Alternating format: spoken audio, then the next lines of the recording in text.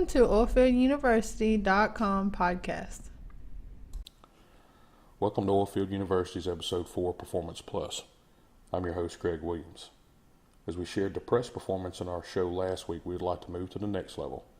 This week, we will cover the topic I like to call Performance Plus and some tips to help your teams or employees move to that next level. The material that's broadcast on this podcast are copyright of Oilfield University, Contechnics LLC, and myself. Any conflicts of interest with this show can be sent to content@oilfielduniversity.com. We can share some dialogue about our possible differences of opinion and maybe enlighten one another. You can chat with us during live podcasts. Go to our homepage, click on Live Sessions, and just next to the streaming video will be a place to log on for the session. That's just if you want to chat during the show. Normally on the homepage, we will try to put on there our next scheduled live podcast, so you can join us on the chat as well as live stream. We're also on iTunes now. Just type Oilfield University in your search bar in the podcast area and listen to us anywhere in the world that you like. You can also find on our website our podcast series, Kids of the Oilfield. We're also adding content every day to that site. Coming soon, we will be adding Snapchat, 365 Live, and Skype Connect for calling in during broadcasts. This week, we added our resources link at the bottom of the web page, the home page rather, for the worldwide rig count, oil and gas prices, RSS pod feed cast. Pod feed cast, what is that? This is like a special set of shoes or something. RSS podcast feed, our podcast widget, offshore rig locator, and we finally got our energy feed page up and running. We'll be putting together some cool gear for our listeners and fans to purchase in the near future under the OU gear section. My personal favorite that I continue to work on every day here for some additional content will be the Driller's Toolbox, where you'll be able to find and download any editable document you may need for your daily work offshore, onshore, in the office or home, free of charge. So at the bottom of the website on every page, there's our social media. So share us up, like us, add us. We're getting close to 500 likes on Facebook. So yeah, go check us out. So this week in the history of oil and gas, on November 14th, 1947, our first offshore oil well out of sight and out of land. The modern offshore oil and natural gas industry begins when an exploratory well strikes oil in the Gulf of Mexico, the first successful offshore oil well out of sight of land. Brown and Root Company built the 1947 freestanding platform 10 miles from shore for Kerr-McGee and Partners, Phillip Petroleum and Stanolin. The unique freestanding offshore platform called the Kermac 16 can withstand winds as high as 125 miles per hour. The Brown and Root builds the platform at a time when no equipment specifically designed for offshore drilling yet exists. With $450,000 invested, Kerr-McGee brings in the well as a 960 barrel a day producer in about 20 feet of water off Louisiana's gradually sloping Gulf of Mexico coast. Kerr-McGee purchases World War II surplus utility freighters and materials to provide supplies, equipment, and crew quarters for the drilling site at Ship Shoal Block 32. 16 24-inch pilings sank 104 feet into the ocean floor, secure the 2,700 square foot wooden deck, which successfully withstands the biggest Category 5 hurricane of the 1947 season, a week after spudding. The historic Kermac 16 produces 1.4 million barrels of oil and 307 million cubic feet of natural gas before being shut down in 1984. 1984 to 1947, that's pretty significant. Thumbs up. November 17th, 1949, the Geological Survey begins petroleum survey. The U.S. Geological Survey embarks on a massive geological study of the United States in 1949. more than 70 geologists engaged in intensive investigation covering 22 states and Alaska. Their mission is to define areas favorable for oil and gas exploration. Advancing technologies have since transformed USGS, topography, mapping science from prints to digital data, and online-based applications. November 19th, 1927 is the birth of Phillips 66 gasoline. After a decade of exploration and production company, in 1927, Phillips Petroleum Company enters the highly competitive business of refining and retail gasoline distribution. The Bartsville, Oklahoma company introduces a new line of gasoline, Phillips 66, at its first service station, which opens in Wichita, Kansas. The gasoline is named Phillips 66 after it propels company officials down U.S. Highway 66 at 66 miles an hour en route to a meeting at their Bartsville, Oklahoma headquarters. Pretty interesting. Never knew what 66 stood for, or why they used Phillips 66 or the 66 in Phillips. November 21st, 1925, Magnolia Petroleum incorporates, formerly a unincorporated joint stock association with roots dating to an 1889 refinery in Corsicana, Texas. Magnolia Petroleum Company incorporates in 1925. The original association has grown to provide multiple grades of refined oil products through more than 500 service stations in Texas, Oklahoma, and Arkansas. Within 1 month, Standard Oil Company of New York purchases most of Magnolia's petroleum assets in December 1925 and operates it as a subsidiary. Magnolia Oil Company merges with Saucony Mobile Oil Company in 1959. The combined companies adopt the red Pegasus logo, which replaces the Magnolia at service stations. Magnolia Petroleum ultimately becomes part of ExxonMobil. For our rig count for this week from Baker Hughes, they show that the number of oil drilling rigs in the U.S. fell by 10 to 564 as of Friday. The total number of rigs, including those drilling for natural gas, fell to 757 for the week. Natural gas drilling rigs remained unchanged at 193, according to Baker Hughes. This was compared with last year. Total rigs are down to 1,172 from 1,929 this time last year. From Market Watch, a reduction of rigs offer some promising signs that a glut of supply from U.S. shale producers might abate. I disagree strongly here, ladies and gentlemen. Not only is this a bit wrong, but it's some bad advertising to some extent. Simply basing your decision from a slight decline in rig count does not show anything except potential long-term projects ending. Most of these reports are based on just stats and numbers, and it creates a gray cloud. Depending on how many people read it, it becomes a flavor of the week. Then it leads into flavor of the month. Then all of a sudden we're in World War III because of bad advertising. So let's be grown up here and realistic. Yes, is the situation bad? I agree. But bad advertising does what? It just makes it even worse. So for our oil prices, as they closed Friday this week, crude oil Brent, $44.66. It's 19 cents up since the Friday of November 14th. Crude oil or West Texas Intermediate is $41.46. That's 72 cents up from November 14th. Natural gas is sitting at $2.15. That is down 21 cents from November the 14th. So, the rule of thumb with some of this is if you follow this every day, you'll almost drive yourself insane. Unless you're an investor for the common public, you just need to see it from week to week. You can see here we had a slight gain against last week. So as long as you see a gradual increase, that's like something inside of a case.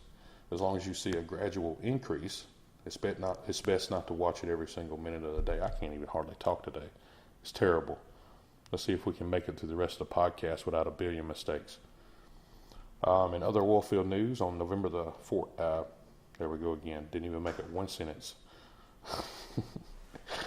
In other oil field news, on November the 18th, oil fell as much as 1% on that Wednesday, with U.S. crude snapping the $40 a barrel support as traders looked beyond a mildly positive report on U.S. crude inventories to focus instead on global supply glut. The U.S. Energy Information Administration said crude inventories rose 2,500,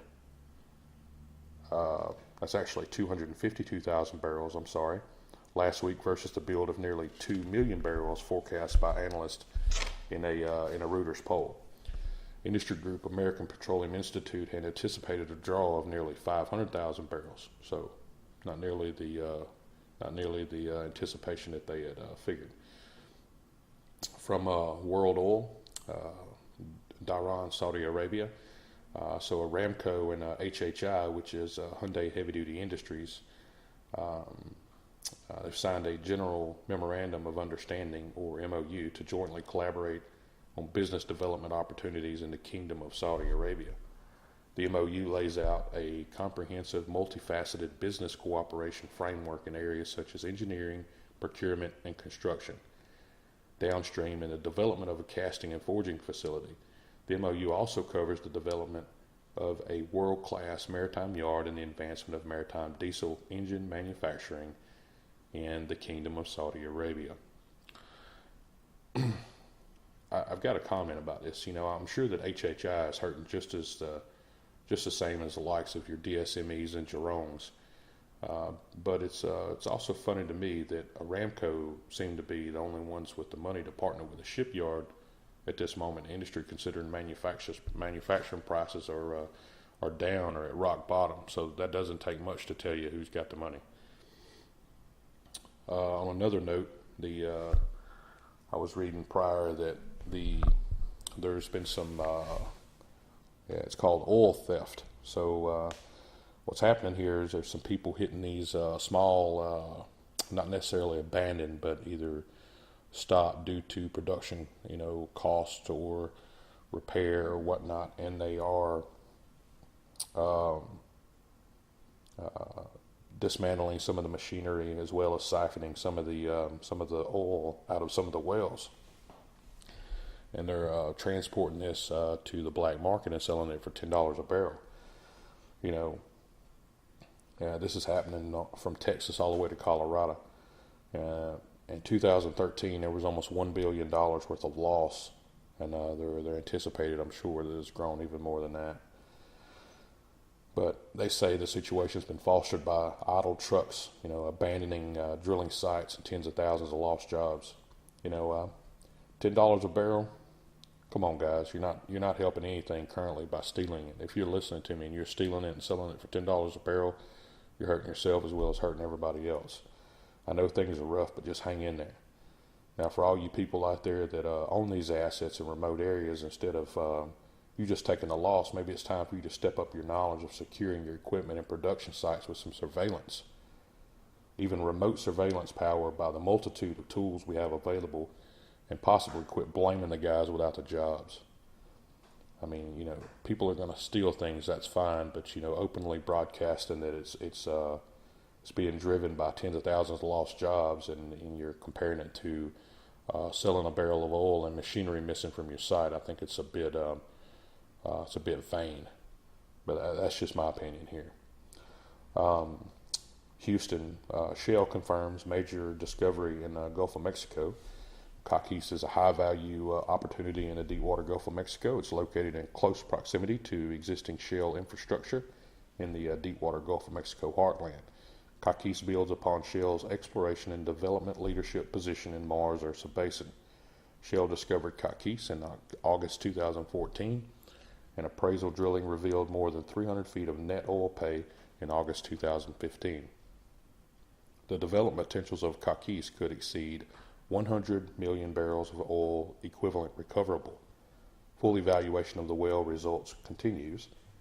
The Mars Ursa Basin is characterized as having high-quality oil and world-class quality reservoirs.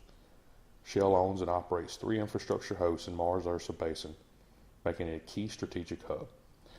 If if any of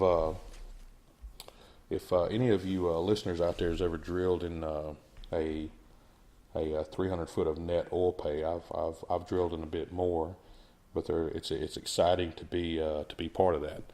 That's you look 20 to 50 years down the road at how much the work that you do puts back into America and puts power back into the residents of the United States and here in the homeland, as well as transporting worldwide and keeping people warm, and taking care of fuel and everything for the entire planet. So it's just about giving back, and you realize you're a small thing inside of a very, very big picture, but it's really amazing to have that feeling.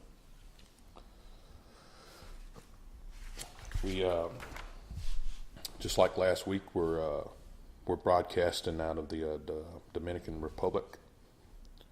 Wow.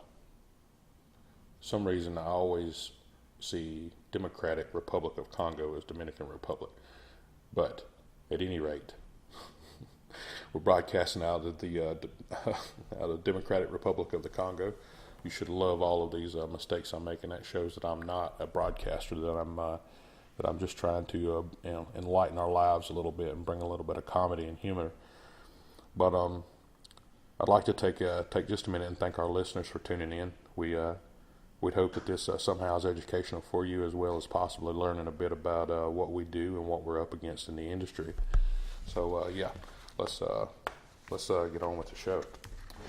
So as I said earlier, Performance Plus is as we continue to move through a time in the industry where teams and companies start their annual appraisals, which I personally do not believe should be a deciding factor on your performance. Basically, it gives you a generic snapshot of the actual relationship that you have with your supervisor. It's static. It's a static process that's applied once a year to gauge your success in your current position. As an industry, we don't do this type of data collection very well, and we fail miserably at identifying trouble areas with our employees or junior supervisors. Generally, teams that are high performers know where their weak points are and are actively working to make the adjustments they need throughout the year. So, active leadership with your team members, coupled with the idea that you're only as fast as the fastest member of your team. Yes, I said fastest. We commonly use the word slowest, which is a bit of a social stigma, which is incorrect. So, we use the word fastest here. You put these two concepts together, and you've created a fountain of ideas that have to be channeled upwards to people that will use them in a manner for the team. I've always said performers have to be led by performers. It's a common misconception that everyone can be a performer if they're taught correctly. That's absolutely incorrect. I'd like to explain an idea that Oilfield University and Contechnics have. It's called a team cohesion ownership, TCO. This is when teams come together and they form a bond. The TCO's single purpose is to execute a task to the best of its ability. The TCO cannot operate without all parts of the team moving in the same direction. Through a finely tuned process, you can create a TCO. They currently exist all over the world, but true drilling people are the only ones that can see them or manage them successfully. In a nurturing environment, the TCO will produce more, accelerate without asking, and give you back the results that your stockholders want to see. In an environment where teams are tempted to leave and go to another place for work, this is in its infancy of becoming a TCO. We've all been there and just never realized it. Once the team leaves, it's common to hear the terms such as poaching, headhunting, recruiting, or any of the other multitude of terms used. These terms will most likely have been used by the previous management of the team, and normally they will not want to give them a good reference for the work they did simply because of the bitterness. That's pretty linear throughout the industry. So what have we done in the past about performance issues?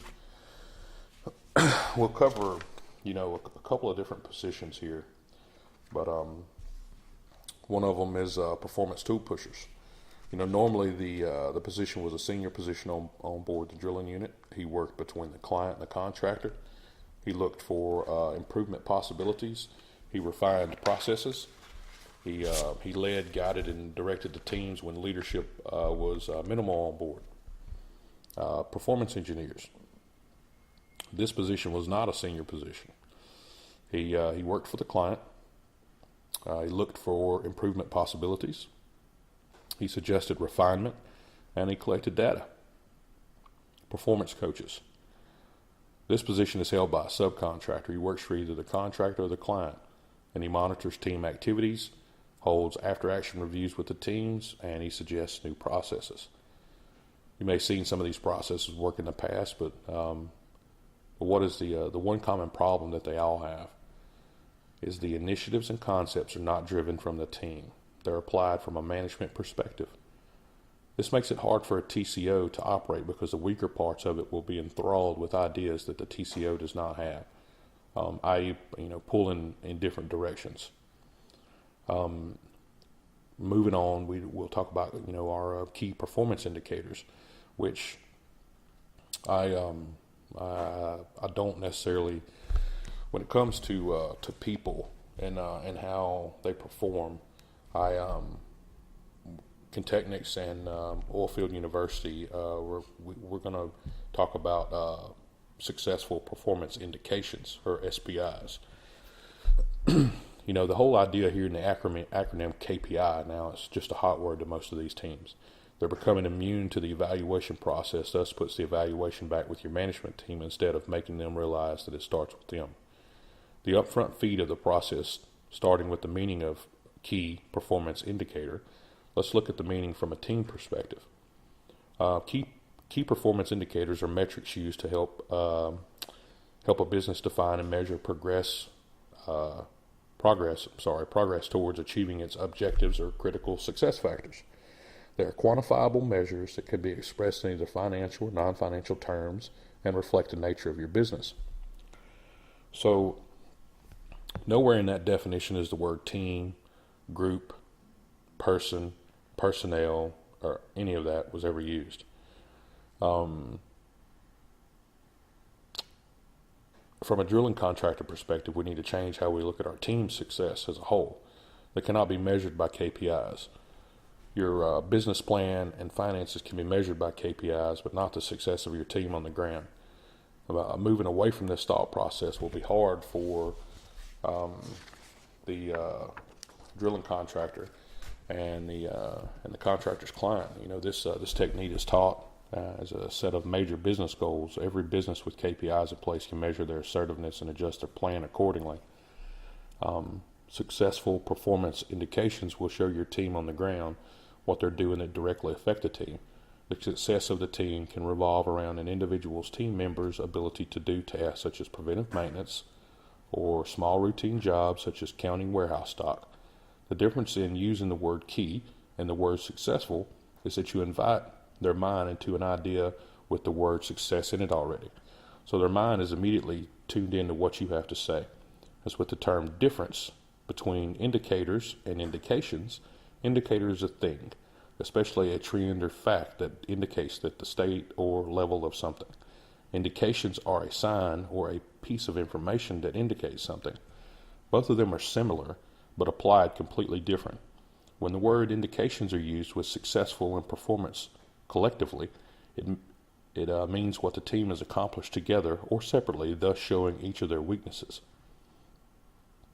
Every team member may have a different SPI, or if it's agreed on, with strong teams, they may have a combined SPI. This will be dictated how successful the TCO was put together or created. Each team member will have different life skills to contribute to the team.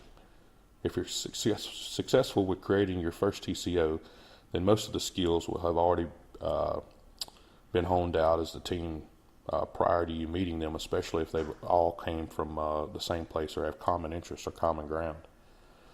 Some of the SPIs are use of rig PM systems, basic computer skills, advanced computer skills, leadership and dictation, safety, education, equipment experience. Some of these may look familiar to you.